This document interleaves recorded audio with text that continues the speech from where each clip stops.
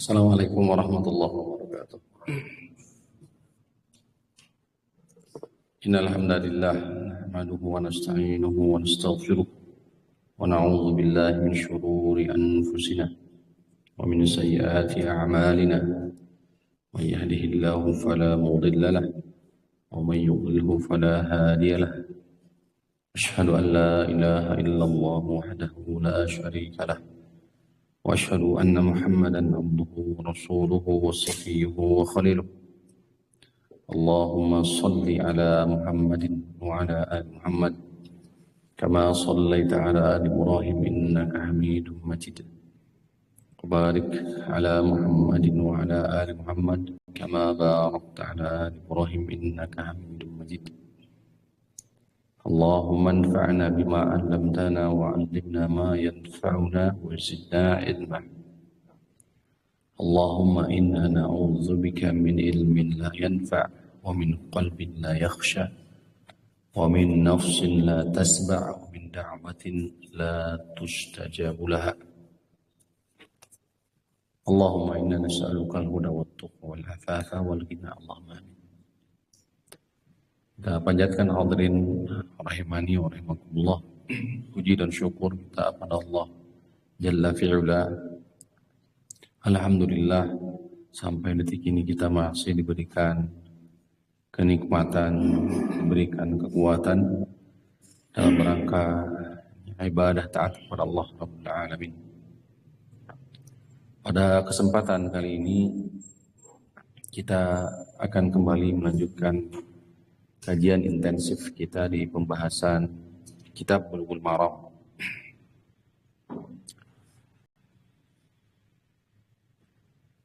Kitabuz Zakah, dan kali ini tema yang diangkat adalah berkenaan dengan pengelolaan harta anak yatim. Pengelolaan harta anak yatim.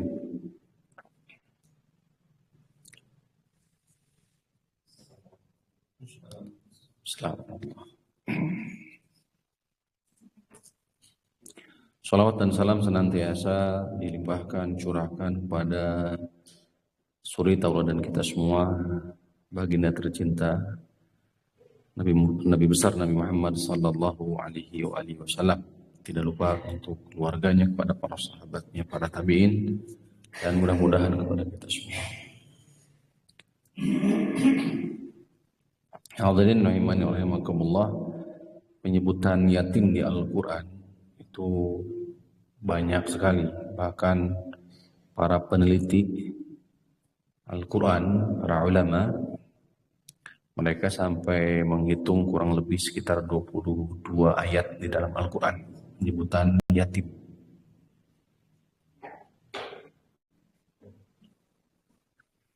Di beda tempat, di beragam tempat di dalam Al-Quran. Di surah Al-An'am ayat 152, surah Al-Isra ayat 34, surah Al-Fajr ayat 17, surah Ad-Duha ayat 6 dan 9 juga. Kemudian surah Al-Ma'un ayat 2, kemudian Al-Insan, Al-Balad, ya, dan seterusnya banyak sekali. Al-Kahfi, surah Al-Baqarah. Ini kurang lebih sekitar 22 tempat di dalam Al-Quran. Seperti contohnya saja di surah Al-Ma'un, ya, biar mudah dipahami karena sudah hafal biiznillah suratnya atau ayatnya. Allah Subhanahu wa taala berfirman, a'udzubillahi minasyaitonir rajim. Ara'aital ladzi yukadzibu bid-din fadzalika alladzi yad'ul yatim.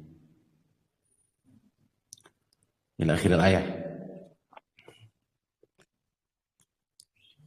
Ara'aita alladhi yukadzibu biddin, apakah engkau melihat, memandang, mengetahui siapa yang mendustakan agama? Di antara tanda ciri orang yang mendustakan agama itu adalah salah satunya akan disebutkan pertama alladhi, ya. Ara'aita alladhi yukadzibu biddin fadzalika alladhi yad'u'ul yatim. Mereka, dia adalah orang yang membiarkan dan melentarkan anak yatim. Itu tanda ciri orang yang mendustakan agama, mendustakan hari kiamat. Tidak ada perhatian, mengabaikan anak yatim.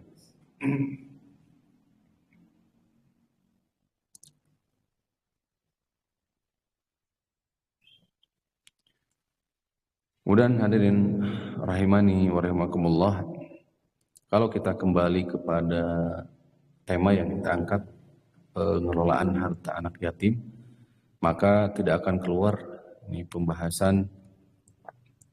Kalau dilihat dari sisi definisi ada tiga, ada pengelolaan, kemudian ada harta, dan selanjutnya ada yatim itu sendiri.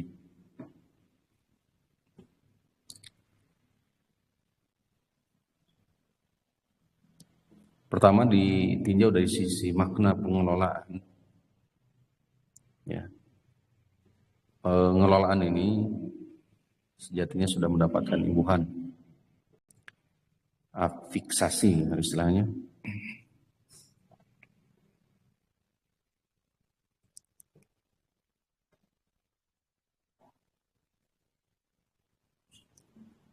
Di mana pengelolaan dapat diartikan sebagai manajemen istilahnya. Manajemen atau pengurusan,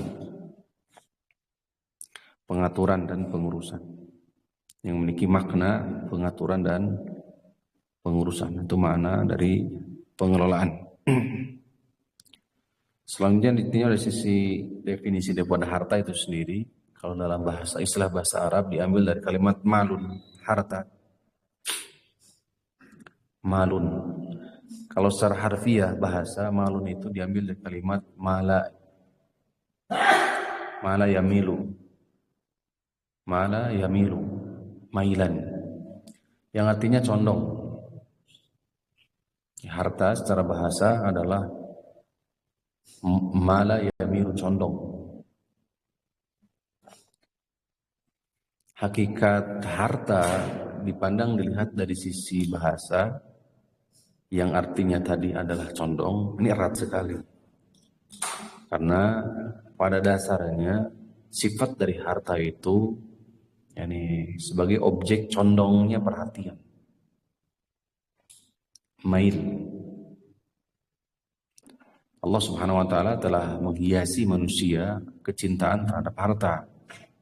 Seperti Allah abadikan di surah umpamanya, surah At-Takatsur, alhaakumut takatsur hatta zurtumul maqabir. Ya. Kemudian juga surah yang lainnya. Ya. Surah ini Ali Imran ayat 14, "Zuyyina lin-nasi hubbus syahawati minan nisa'i wal banin wal qanatiril muqantarati minadh dhahabi wal fiddati wal khairil musawwamati wal an'am wal hars." Ila akhir ayat. Kecintaan, mail, ini kecenderungan, kemudian condong, hati kita terpaut kepadanya. Maka selaras definisi secara harfiah, secara bahasa dengan hakikat harta itu sendiri, condong. Ya, hati manusia condong kepada harta. Malun, mala yamilu mailan. Tuh.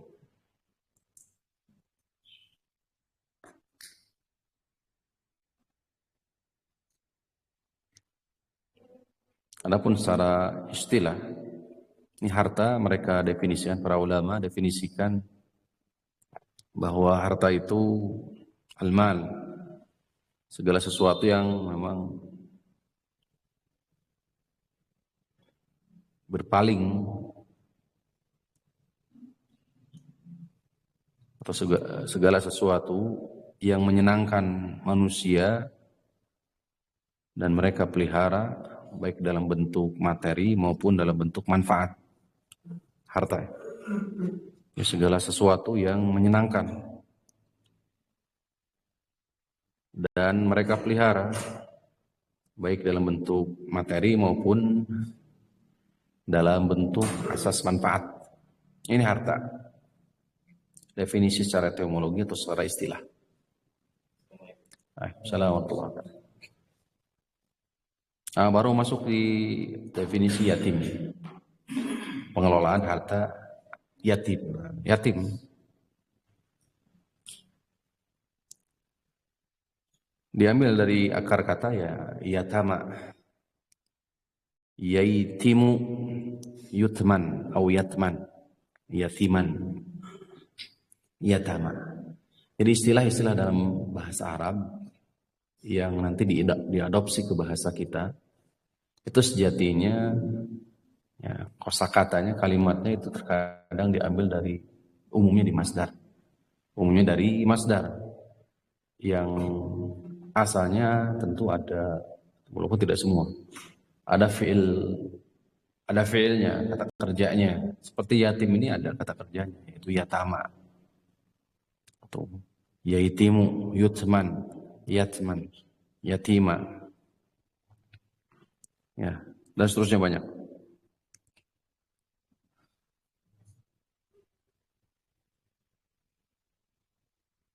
Apa makna dari yatim itu sendiri?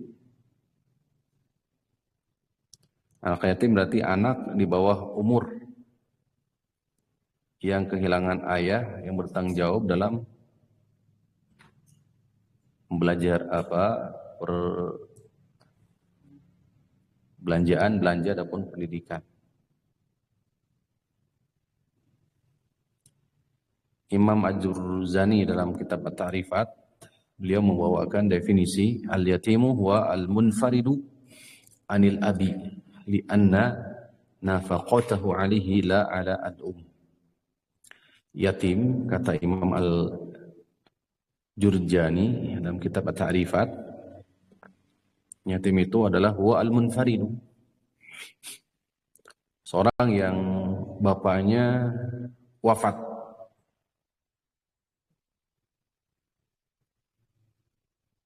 karena nafkahnya wajib ditanggung oleh bapaknya, bukan ibunya. Kata beliau demikian. Yatim seseorang yang bapaknya wafat karena nafkahnya wajib ditanggung oleh bapaknya, bukan ibunya. Al-yatimu huwal munfaridu. Kalau secara harfiah ya, saya artikan secara bahasa saja. Yatim huwal munfaridu. Jadi al-munfaridu tersendiri atau menyendiri anil abi dari bapak. Artinya orang yang sendiri ditinggal oleh bapak. Lianna, itu definisinya cuma hanya segitu sejatinya. Yatim itu huwal munfaridu anil abi.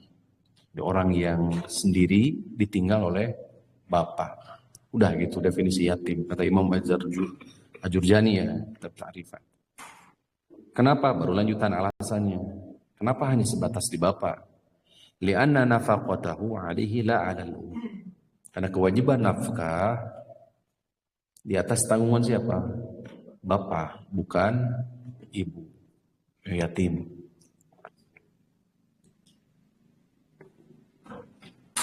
Tuh. Sehingga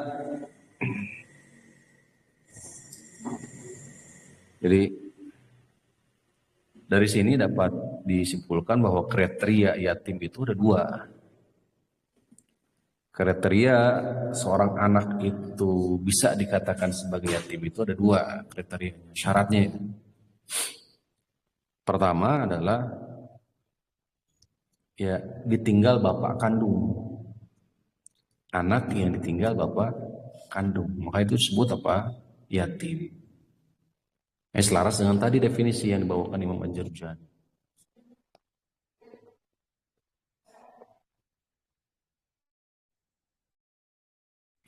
Yang kedua, kriteria yang kedua, anak ya dikatakan sebagai yatim, yaitu apa? masih belum balik. Masih belum balik. Anak yang belum balik. Nah itu yatim definisinya. Lalu nanti kita insya Allah bicara juga ya. Karena tidak semua juga yang balik itu sudah punya bisa mencari nafkah sendiri. Nah itu juga diangkat. Dijadikan sebagai bagian dari poin masalah. Dikaji oleh para ulama.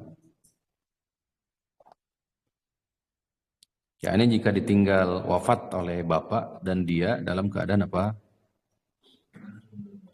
Belum balik. Jadi kalau dia setelah balik, maka tidak disebut dengan yatim. Nah, ini dikatakan oleh Imam Abu Ishaq As-Sayrazi, kitabnya Al-Muhazzab, yang kemudian hari disyarah oleh Imam An-Nawawi, Syarhul Muhazzab, Majmu'. Al-yatimu huwa alladhi la aba lahu wa laysa libalighin fihi haqqun li'annahu la yusamma ba'da al-bulughi yatiman. Kata beliau, kata Imam As-Sayrazi, al-yatimu, yatim itu alladzi la abun lahu, anak yang tidak punya ayah. Anak yang tidak punya ayah. Sama senada dan selaras dengan definisi Imam Al-Jurjani tadi. Anak yang tidak punya ayah. Ditinggal wafat ya maksudnya. Harus dipahami ditinggal di sini bukan tinggal kabur. Ditinggal kabur, kewajiban nafkah nggak putus. Tetap ada. Tapi yang dimaksud adalah tinggal wafat. Nah. Assalamualaikum. Walaysa libalighin fi. Dan belum apa? Balik. Dan belum balik. Li'annahu la yusamma ba'dal bulughi yatiman. Karena kalau sudah balik tidak disebut, dikatakan, dipanggil apa? Yatim. Karena kalau sudah balik tidak dikatakan sebagai yatim. Ya. Ada disyaratkan di hadis sebenarnya. La yutma ba'da ikhtilam. Tidak ada yatim setelah mimpi. Ya. La yutma ba'da ihtilam. Hadis Abu Daud dalam sunannya dan yang lainnya. Sunan Abu Daud ya. La yutma ba'da ihtilam. Jadi tidak ada yatim setelah ihtilam. Ada hal yang perlu dipahami terkait dengan sebelum masuk ke pengurusan harta. Terutama dari sisi kewajiban memberi nafkah. Sebagaimana tadi telah disampaikan dari dua definisi oleh dua imam ya, Imam Al-Jurjani kemudian Imam Asy-Syirazi, di mana definisi yatim itu man lahu alladzi laisa lahu abun, ya, anak yang tidak memiliki bapak, ayah kandung. Dan dikatakan, dikuatkan bahwa ibu tidak memiliki hak, tidak memiliki kewajiban untuk memberi nafkah. Nah, di situ tidak ada paparan. Lantas kemana larinya? Kewajiban ke siapa maksudnya? Larinya kewajiban memberi nafkah. Fenomena di masyarakat terkadang membatasi kewajiban memberi nafkah itu kepada siapa? Secara otomatis. Kepada siapa? Ibu. Yang akhirnya ibulah yang istilahnya membanting tulang ya untuk membiayai dan menafkahi dirinya dan anaknya. Dalam syariat tidak demikian sejatinya. Tuntunan Islam tidak demikian. Karena sejatinya yang memiliki tanggung jawab untuk melanjutkan estafet nafkah ini adalah siapa? Siapa kira-kira? Nah, saudara laki-laki dari ayah kandung tadi. Saudara laki-laki itu pun bukan perempuan. Jadi saudara laki-laki, baik paman atau uwa kalau di kita. Uwa laki-laki ya. Uwa pameget di sana. Nah, itu tuntunan syariat. Tuh. Jadi estafet kewajibannya itu turun atau turunan daripada memberikan nafkah itu turun kewajibannya ke siapa? Ke saudara laki-laki saudara laki-laki ya, baik adiknya ataupun kakaknya. Tuh.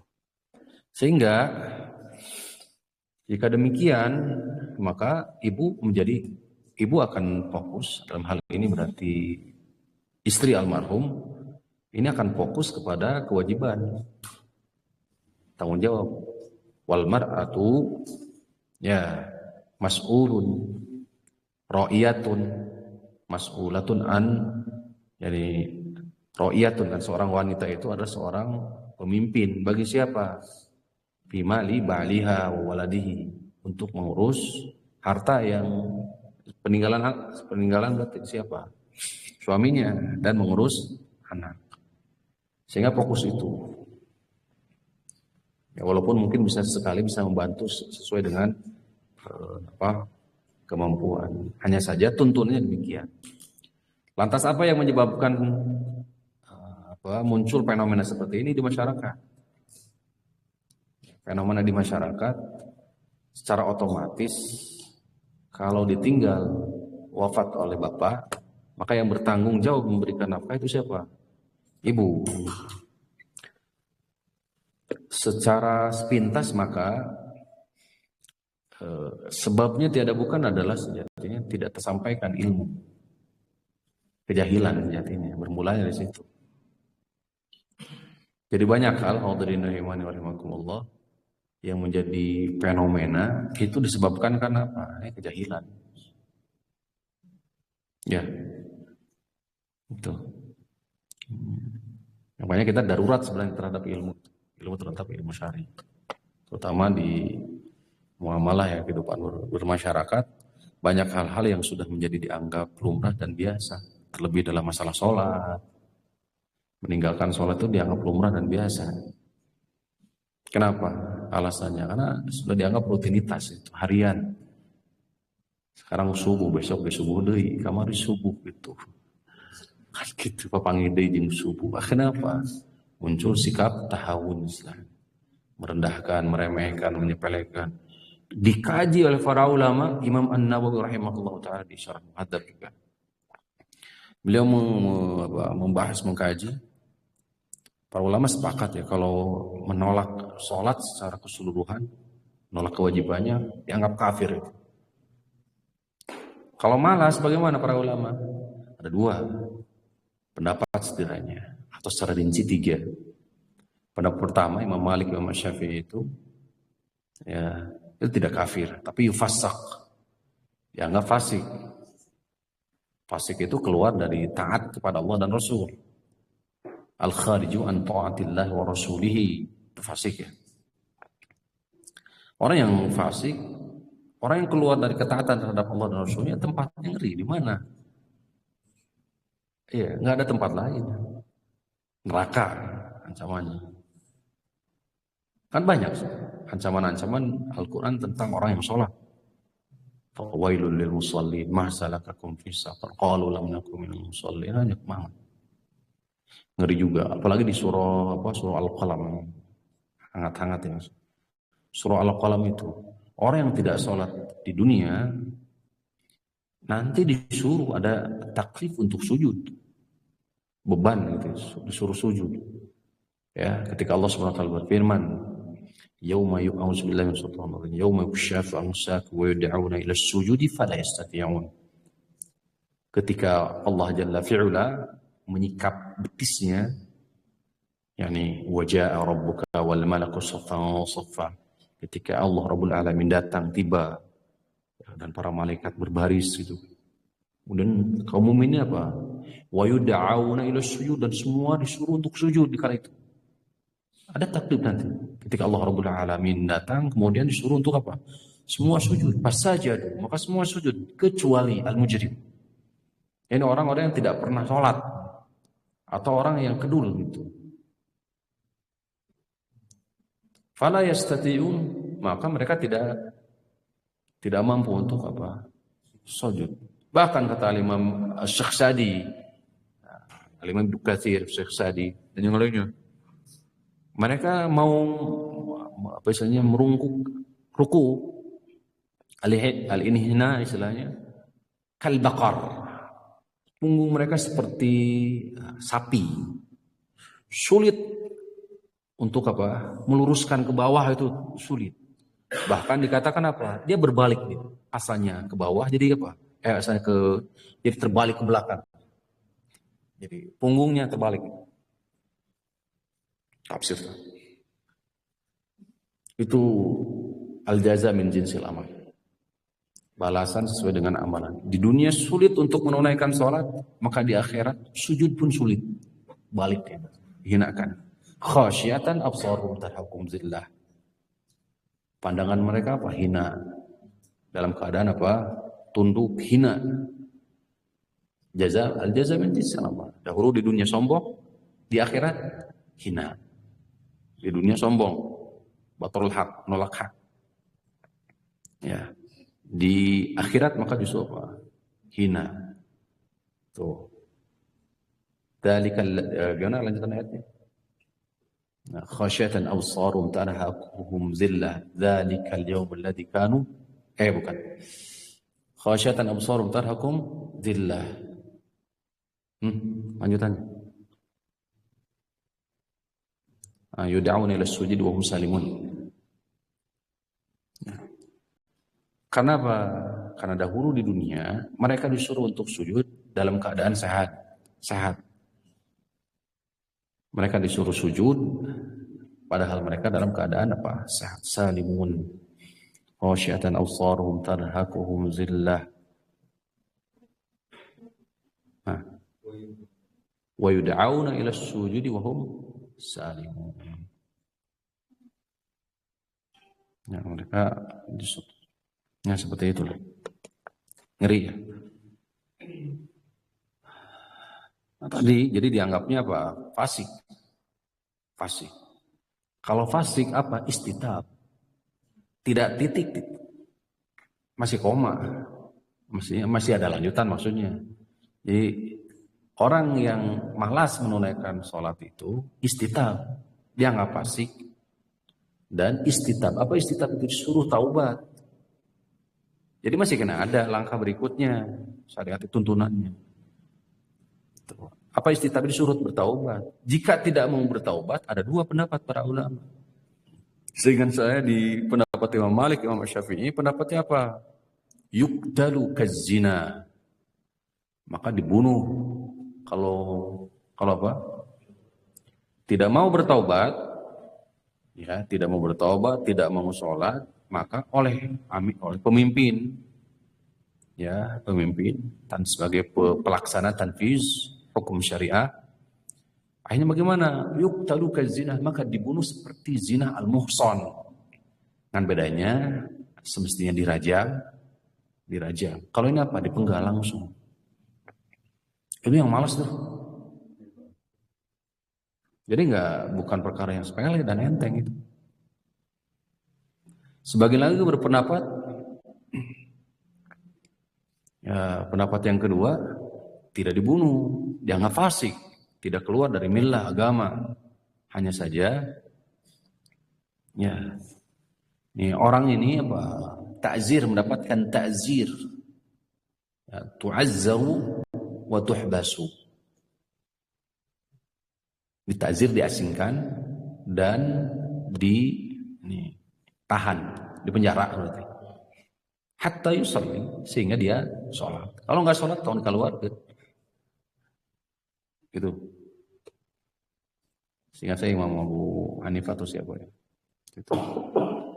Pendapat kedua, hatta sampai mengatakan orang yang meninggalkan sholat karena malas atau tahawunan, meremehkan, menyepelekan, yukaffar, kafir. Abdullah bin Syaqi kan, ma ra'aitu ashaban Nabi, aku tidak pernah melihat sahabat Nabi, ya, mereka menganggap, ya, sesuatu apabila ditinggalkan dari amalan kecuali kafir kecuali apa? Dari sholat. Itu para sahabat Nabi Nukul Abdul Busyaki. Diriwayatkan Imam Tirmidzi. Ini nyambung ya. Jadi banyak hal sekali lagi yang dianggap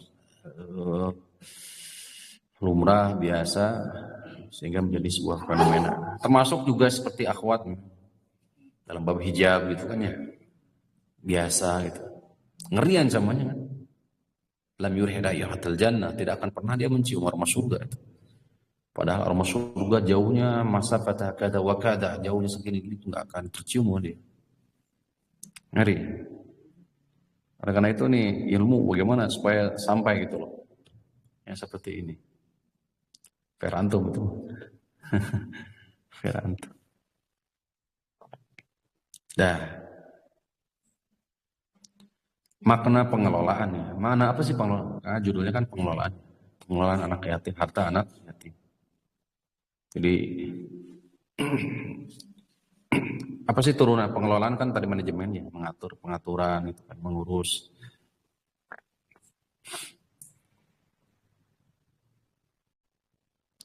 Maka termasuk dalam kepengelolaan adalah satu, memelihara anak yatim. Jadi turunan daripada pengelolaan itu, makna daripada mengelola itu, satu bisa bermakna adalah apa? Memelihara anak yatim.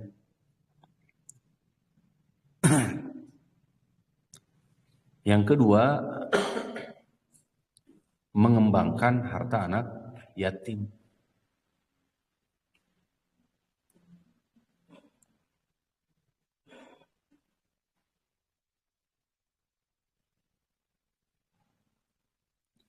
Kemudian yang ketiga, termasuk pengelolaan, penyerahan harta anak yatim kepada dia. Menyerahkan. Penyerahan harta anak yatim.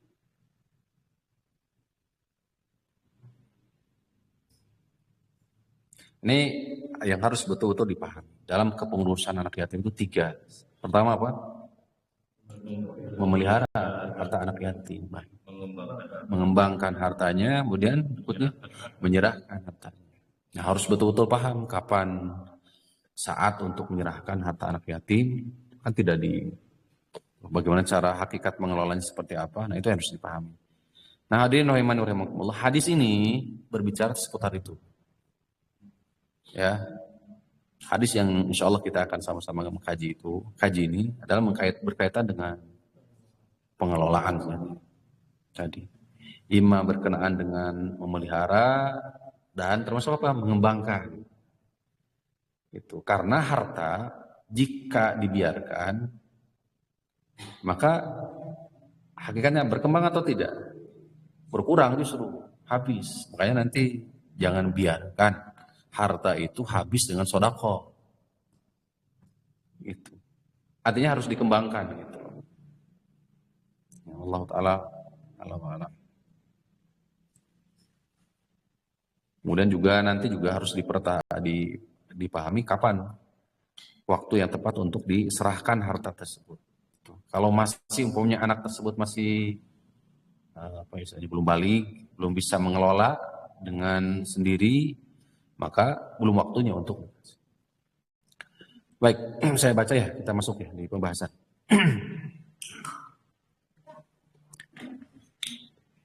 Kemudian apa kaitan dengan munasabahnya dengan bab zakat itu apa gitu? Munasabahnya erat nanti.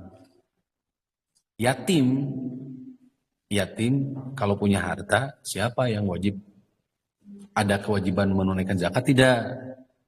Itu berartinya. Lantas kewajiban mengeluarkan zakatnya kepada siapa? Yatim itu sendiri atau kepada siapa? Pengelola. Jelas ya?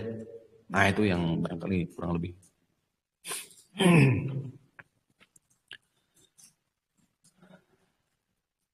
Qala al-mu'allif rahimahullahu ta'ala an Amr bin Shu'aib an abihi an jaddihi Abdullah bin Amrin, dari Amr bin Shu'aib, an abihi berarti dari Amr, dari ayahnya berarti dari Shu'aib, an jaddihi dari kakeknya. Siapa kakeknya itu? Abdullah bin Amr. Abdullah bin Amr bin As. Anna Rasulullah sallallahu alaihi wasallam, bahwasanya Rasulullah sallallahu alaihi wasallam yang bersabda,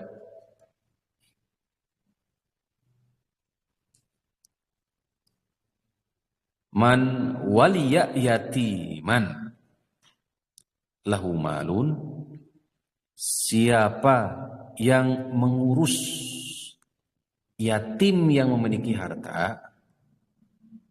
Man siapa? Waliya mengurus yatiman lahu malun, yatim yang punya harta.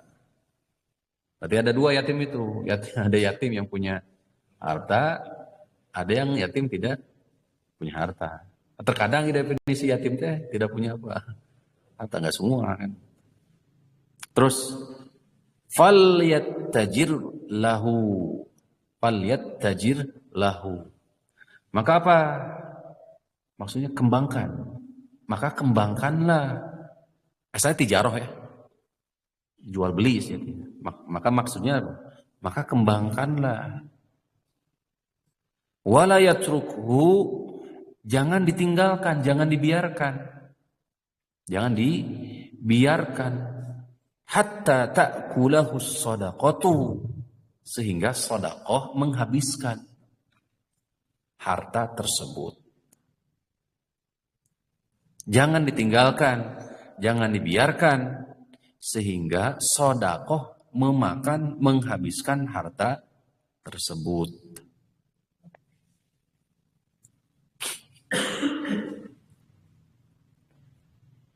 Rawahu Tirmidzi wa Daraqutni wa isnaduhu dhaifun. Hadis ini diriwayatkan Imam At-Tirmidzi, Imam Daraqutni dengan sanad dhaif. Kata Al-Hafidz, sanad ini dhaif. Walau syahidun mursalun inda Syafi'i. Namun hadis ini memiliki syahid, penguat, mursal. Ini mursal. Mursal itu dianggap perkataan tabi'in qala Rasulullah. Ya, sahabat jatuh. Umumnya itu definisinya, walaupun tidak semuanya. Ya, menurut Imam Asy-Syafi'i. Nah, sekali lagi kita baca ya. Hadis pokok dari hadis ini matanya, man waliya yatiman lahu ma'lud. Siapa yang mengurus yatim yang memiliki harta, siapa yang mengurus yatim memiliki harta, maka kembangkanlah ia. Jangan biarkan harta tersebut itu habis dengan sedekah. Kifalatul yatim, ini keutamaannya besar sekali. Apa kifalatul yatim itu? Mengurus ya. Mengurus anak yatim itu pahalanya besar. Pahalanya sangat besar. Selain tadi yang disampaikan, terlepas dari sifat mendustakan terhadap hari kiamat. Dan cirinya orang yang mengurus anak yatim itu dia beriman terhadap Allah, beriman kepada Allah, kepada hari kiamat. Kan tadi kan, ara'aital ladzi yukadzibu biddin fadzalika alladzi yad'ul yatim. Ya, tahukah siapakah orang yang mendustakan agama itu hari kiamat? Maka salah satunya adalah apa? Yakni orang yang membiarkan anak yatim. Berarti faedah orang yang mengurus harta anak yatim itu terlepas dari ini ancaman ini, mendustakan agama. Selain itu dikuatkan di hadis Nabi SAW. Ya, jadi ana wa kafilul yatim kahatain. Aku bersama orang yang mengurus anak yatim seperti ini, kata beliau. Sambil mengisyaratkan dua jemari beliau. As-sababah wal wusta, bagian jari tengah dan telunjuk. Tuh. Fil jannah, di mana? Saking dekatnya. Nah, orang yang diberikan amanah mengurus harta anak yatim, dalam keadaan yatim tersebut memiliki harta, maka harus dikembangkan, jangan dibiarkan. Itu makna hadisnya secara umum. Al-haditsu dalilun ala masyru'iyati tanmiyati malil yatim. Jadi hadis ini dalil syariat Tanmiyati malil yatim, untuk mengembangkan harta yatim.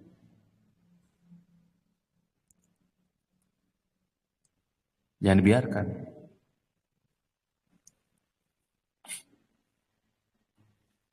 Apalagi sampai dihabiskan ya.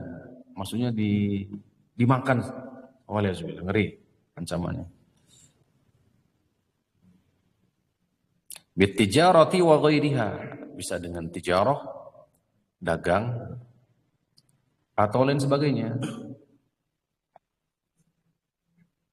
Mimma yadhunnul waliyu annahu yuhaqqiqu lahu ribhan wa faidatan wa ziyadatan fi malihi, yang diprediksi kuat, diperkirakan kuat oleh wali, itu bisa mengembangkan harta, bisa menguntungkan, bisa menambah, harus dikembangkan.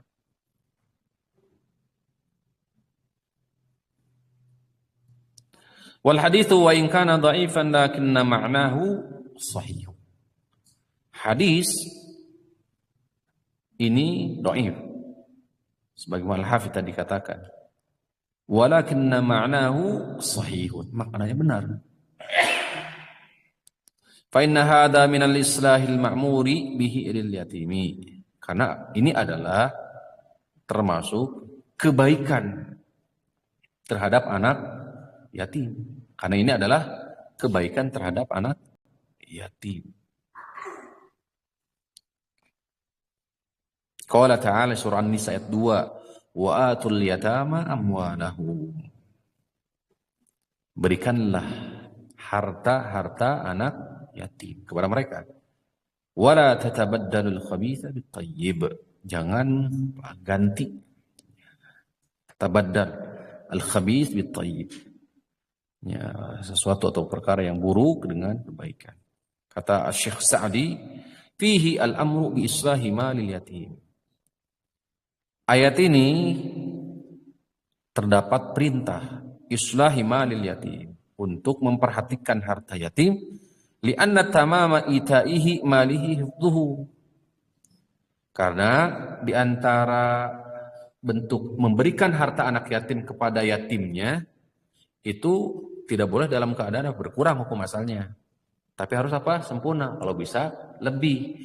Maka dibawakan oleh Syekh Sa'di, ya, li'anna tamama itaihi, karena sempurna memberikan harta kepada anak yatim itu yaitu dengan apa? Menjaganya. Wal qiyamu bima yuslihu wa yunmihi, dan memperhatikan dan bisa mengembangkan. Wa adamu taridihi lil mukhawif wal akhtar, dan menjaga agar tidak berkurang gitu.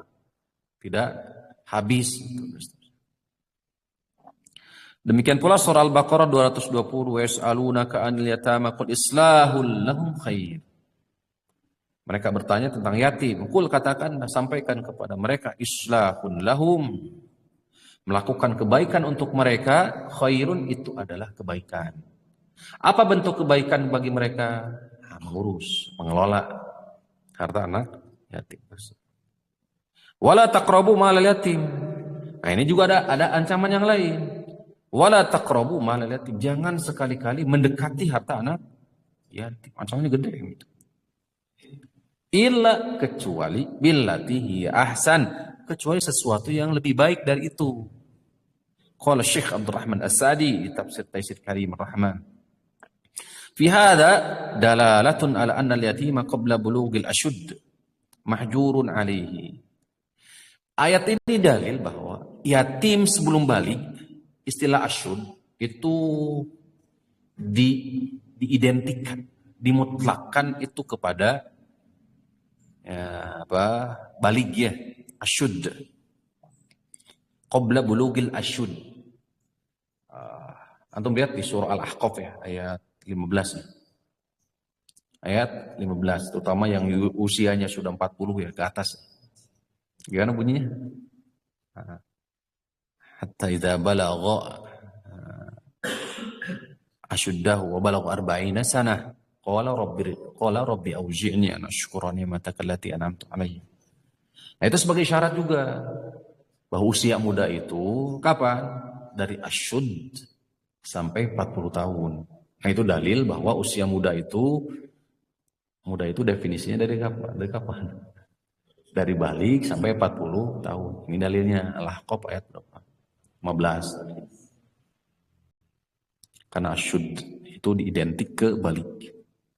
Nah, sebelum balik yatim, anak yatim tidak boleh apa? Mengurus harta. Mahjurun alaihi, mahjur itu tertahan, tertolak atau hijr, terhalang. Wa anna waliyahu yatasarrafu fi malihi bil ahad atau bil ahaz. Walinya bertanggung jawab untuk mengelola harta. Wa anna hadzal hajaru yantahi bi bulughil ashud. Dan yatim dijauhkan dari hartanya, pada itu adalah hak dia. Itu sampai batasannya kapan? Sampai dia balik. Kalau sudah balik, maka kasihkan semuanya. Berikan semuanya, karena itu harta milik siapa? Oh, ini kalau sudah berbicara tentang harta, berat. Karena tadi kembali ke definisi harta. Apa harta itu? Condong. Harta itu kan malun. Diambil dari kalimat mala yamilu mailan. Yang artinya apa? Condong. Ya, harta itu ya tempat condong, artinya orang itu pasti condong kepada apa? Harta. Sehingga besar kemungkinan, tidak semua tentunya, orang yang mengelola harta yatim itu dia akan apa? Sifat kemanusiaannya, sifat tamaknya, rakusnya terhadap harta itu kuat. Akhirnya di saat kewajibannya dia diberikan di usia yatim sudah balik, malah akhirnya dikuasai, istilahnya dikuasai sendiri akhirnya. Banyak yang seperti itu barangkali. Hati-hati.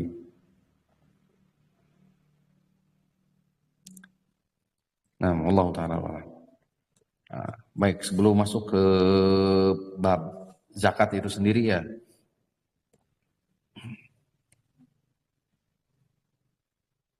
Lantas ada kriteria enggak sih sebenarnya untuk apa?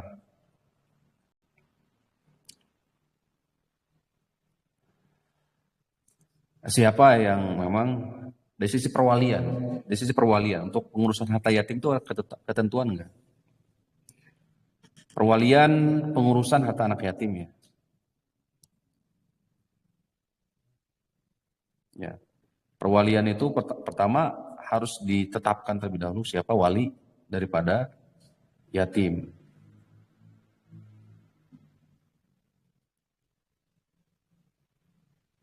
Jadi ada minimal ada 3 yang harus diperhatikan, terutama ketika masuk di pembahasan perwalian atau wali yang mengurus anak yatim, mengelola anak yatim. Langkah pertama berarti tetapkan terlebih dahulu apa? Siapa yang mengelola anak yatim. Wallahu ta'ala ala wa alam, tidak ada nas sejatinya yang sharih, yang tegas. Siapa yang memiliki kewajiban untuk apa? Mengelola harta anak yatim. Kalau tadi berbicara seputar kewajiban memberi nafkah terhadap siapa? Yatim. Dan ibunya berarti. Yaitu masuk ke siapa? Silsilah siapa? Bapak nanti. Tuh. Itu kan berbeda bahasan. Nah, sekarang siapa yang mengurus? Tidak ada sejatinya yang tidak ada batasan. Tuh. Makanya para ulama berselisih pendapat sejatinya. Ada yang mengembalikan kepada apa? Urutan wali dikembalikan kepada urutan waris. Dikembalikan kepada urutan siapa? Waris. Kalau urutan waris berarti ada usul, ada furu, ya ada hawashi. Ada usul, ada furu, ada hawashi.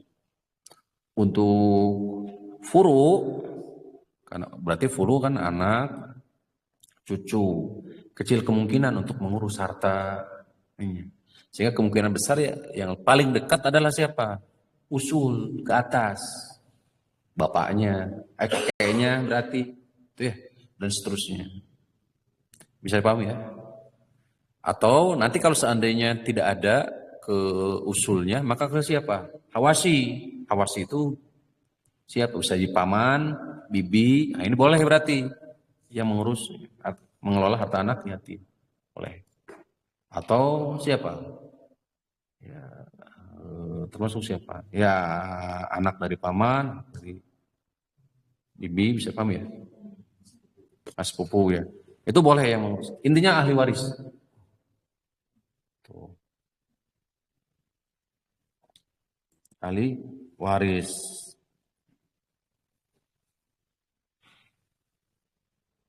Garis keturunan laki-laki sejatinya ya. Dari bapak berarti keturunan laki-laki dalam hal perwalian harta. Ayah dianggap orang yang berada di urutan paling utama. Ya. Jadi kalau mungkin kan ada ayah berarti kakeknya anak gitu. Nah, itu yang paling dekat sejatinya dari sisi urutan. Tuh. Sehingga nanti yang membiayai itu siapa nanti? Yang membiayai itu yang mengurus. Ya, siapa? Kakeknya berarti. Kakek dari siapa? Bapak. Kakek dari bapak. Wallahu a'lam. Ya. Yang seperti ini silang pendapat yang seperti ini. Karena tidak ada memang sorry itunya. Yang kedua setelah ditentukan siapa yang mengurus harta anak yatim adalah ketentuan berikutnya adalah ketentuan upah dan pengelolaan harta anak yatim harus dipisah. Ketentuan upah dalam mengelola harta anak yatim harus dijelaskan terlebih dahulu, ada akad. Nah, harus ada.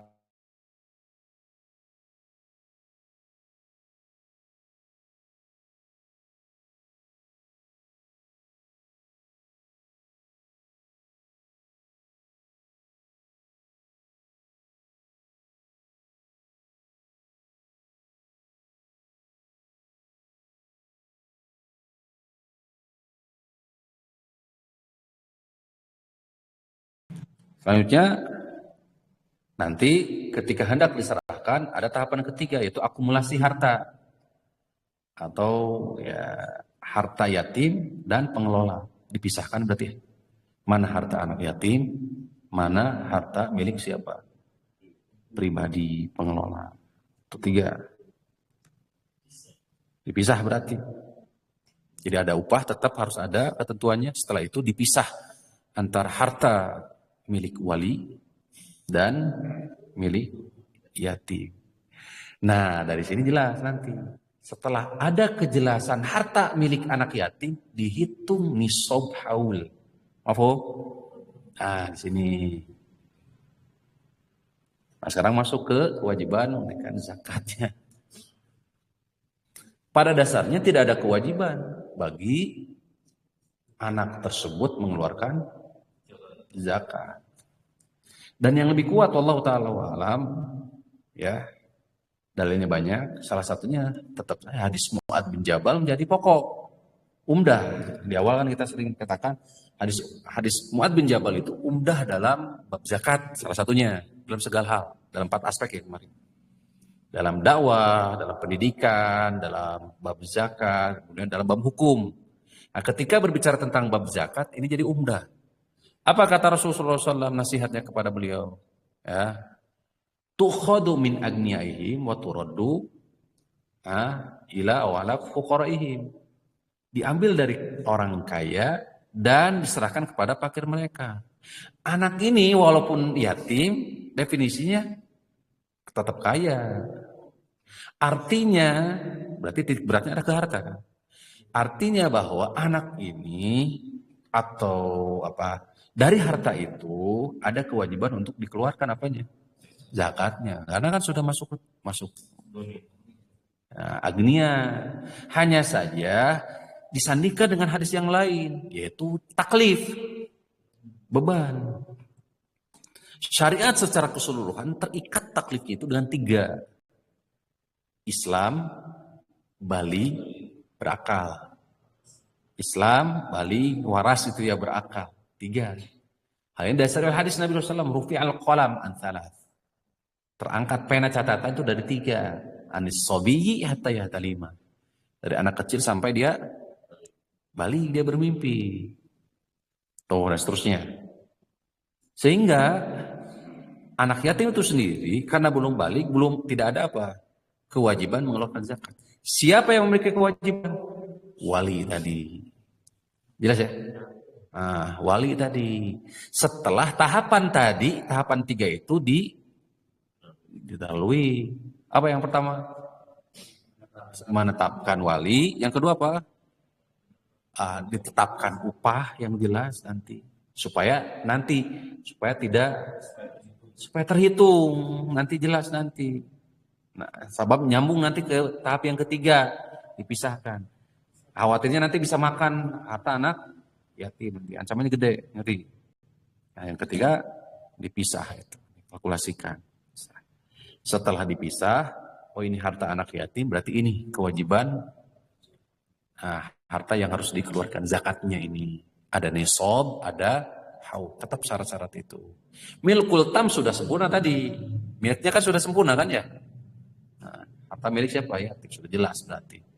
Itu ketentuannya. Sudah sekarang, udah beres tuh sebenarnya pembahasan.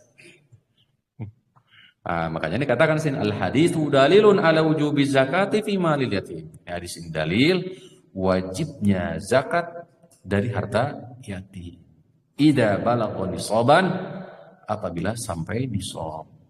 Wa hadha qaulul jumhur, ini adalah pendapat jumhur ulama. Wa yadullu ala dzalika aidan umumul adillati fi wujubi zakati fi malil aghniya wujuban mutlaqa. Masuk ke dalam dalil ini juga, kemudian dalil ini juga adalah kewajiban mengeluarkan zakat dari orang kaya. Orang yang punya itu harta. Seperti surat Taubah ayat 103, khudz min amwalihim shadaqatan tutahhiruhum wa tuzakkihim biha wa sholli 'alaihim inna sholataka sakanun lahum. Ambillah ya dari harta mereka sebagai sedekah untuk mensucikan, membersihkan jiwa dan harta mereka. Doakan mereka. Tuh. Karena doa itu akan menenangkan itu. Nah, setelah ini baru masuk ke bab istihbabud du'a lil muzakki, anjuran untuk mendoakan muzakki. Nyambungnya ada lagi ya? Masih ada ya waktu ya? Nyambung aja sedikit ya, cuma sedikit. Sampai sini jelas ya? Waqad sahha an Umar wa Ali wa Abdullah ibn Umar wa Aisyah wa Jabir bin Abdullah wujub az-zakat fi mal. Telah sahih dari Umar bin Khattab, Ali bin Abi Thalib, Abdullah bin Umar, Aisyah, Jabir bin Abdullah, wajib zakat harta yatim.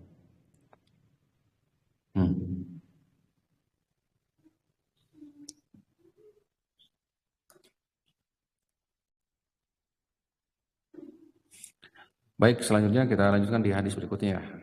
Nggak apa-apa ya, keluar dari tema tapi nyambung sejatinya. Hadis Abdullah bin Aufa dikeluarkan oleh Imam Bukhari Muslim. Hadis berikutnya. Qala kana Rasulullah sallallahu alaihi wasallam idza atahu qaumun min sadaqatihim qala Allahumma shalli alaihim. Rasulullah sallallahu alaihi wasallam apabila atahu qaumun datang kepadanya satu kaum bisadaqatihim membawa sedekah mereka. Qala maka Rasulullah mengatakan Allahumma shalli alaihim. Ya Allah, shalli alaihim. Salawat Allah wa Rasulullah. Innallaha wa malaikatahu yusholluna ala nabi. Sesungguhnya Allah dan para malaikatnya bersalawat kepada Nabi. Apa maknanya? Memberikan apa? Rahmat atau derajat ya, lafuz darajah. As-sana, pujian, sanjungan fi mala'il a'la. Ya, pujian dan sanjungan di hadapan para malaikat. Jadi Allahumma shalli alaihim, ya Allah shalli alaihim. Angkatlah derajat mereka. Kurang demikian. Angkatlah derajat mereka. Itu berupa doa. Ya Rasulullah sallallahu. Di redaksi yang lain, Allahumma shalli ala ali fulan. Ya Allah shalli ala ali fulan. Allahumma shalli ala ali fulan. Boleh. Jadi apapun redaksinya boleh. Kalau ada yang memberikan zakat, kemudian kita doakan apa? Allahumma sholli alaihim. Alaihim kan banyak. Kalau umpamanya orangnya satu, keluarga fulan boleh. Ali keluarga Nah, umpamanya Allahumma sholli ala ali fulan. Siapa? Sebutkan. Boleh. Seperti itu.